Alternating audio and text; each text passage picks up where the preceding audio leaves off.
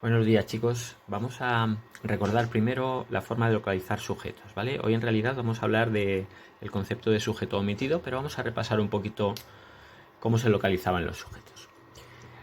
Los pasos que teníamos que dar para localizar el sujeto eran, en primer lugar, localizar el verbo. Y una vez que hemos localizado el verbo, mirar en qué persona está el verbo. ¿Para qué mirábamos la persona? Porque si el verbo estaba en primera o en segunda persona, ya sabíamos el sujeto, ¿vale? Recordad, primera de singular yo, primera de plural nosotros, segunda de singular tú, segunda de plural vosotros. Es decir, que si el verbo está en primera o segunda persona, ya sabemos cuál es el sujeto. ¿Qué pasaba si el verbo estaba en tercera persona? Pues que no sabíamos el sujeto y por tanto había que localizarlo. Y para ello cambiamos el número, es decir, si está en singular lo ponemos en plural y si está en plural lo ponemos en singular. Y una vez que hemos cambiado el número del verbo, vemos si la oración sigue siendo correcta. Si no es correcta, entonces el sujeto es la parte de la oración que haya que cambiar. Vamos a recordarlo con ejemplos. Eres tú mi persona favorita. Primero, localizar el verbo. En este caso, el verbo es eres. Segundo, mirar la persona. Eres es segunda persona de singular. Segunda de singular. Por tanto, el sujeto es tú. Así que como en esta oración tenemos aquí el tú, este es el sujeto. En la siguiente, los camioneros trabajan durante muchas horas. Localizamos el verbo lo primero, trabajan. Está en tercera persona de plural. Por tanto, hay que localizar el sujeto. Para eso le cambio el número. Trabaja.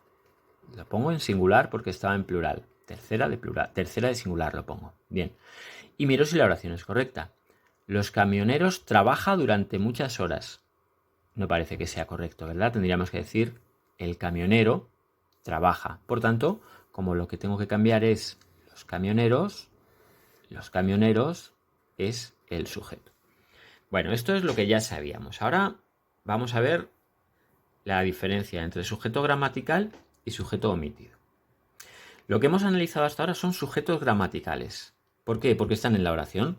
Si el sujeto está en la oración, se llama sujeto gramatical. Bien, como en las oraciones de arriba y en todas las que hemos hecho hasta ahora el sujeto aparece dentro de la oración, entonces eso se llama sujeto gramatical. Bueno, pero a veces el sujeto no está en la oración, ¿vale? Sin embargo, podemos saber cuál es ese sujeto por la concordancia con el verbo.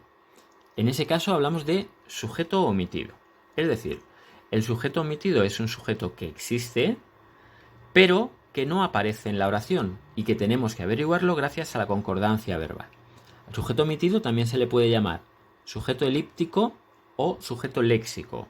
De esas formas se le puede llamar. Vamos a ver ejemplos. Sabes la verdad. Primero, localizo el verbo, sabes. Segundo, miro la persona.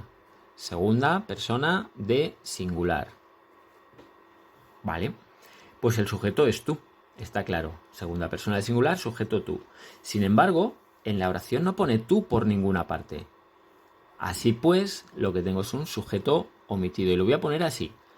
Sujeto omitido, dos puntos, tú.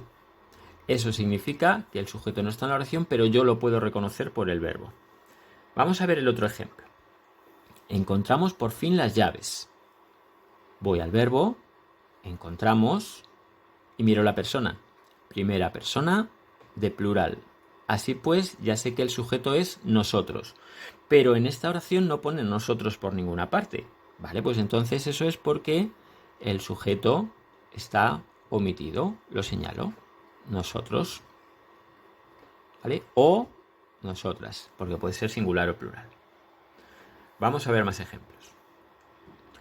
Juega muy bien al fútbol. En este caso, el verbo es juega y está en tercera persona de singular.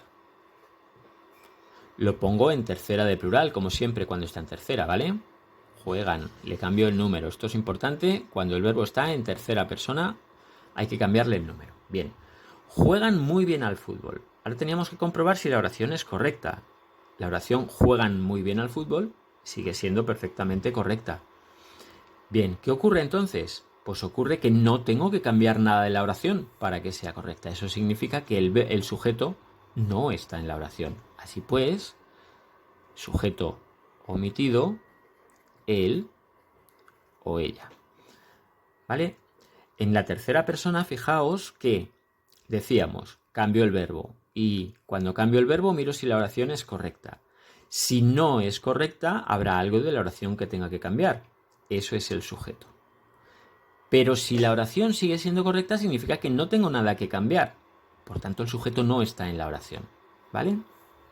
Otro ejemplo en tercera persona, para tenerlo claro. Llegaron a casa. Verbo, llegaron, que está en tercera persona de plural. Lo pongo en tercera de singular. Llegó. Y compruebo si la oración es correcta. Llegó a casa. Llegó a casa es perfectamente correcta. No tengo que cambiar nada cuando cambio el verbo. Eso significa que que el sujeto está omitido. Como es tercera de plural, sujeto omitido, ellos o ellas. Tercera persona de plural. ¿De acuerdo? Venga, muy bien.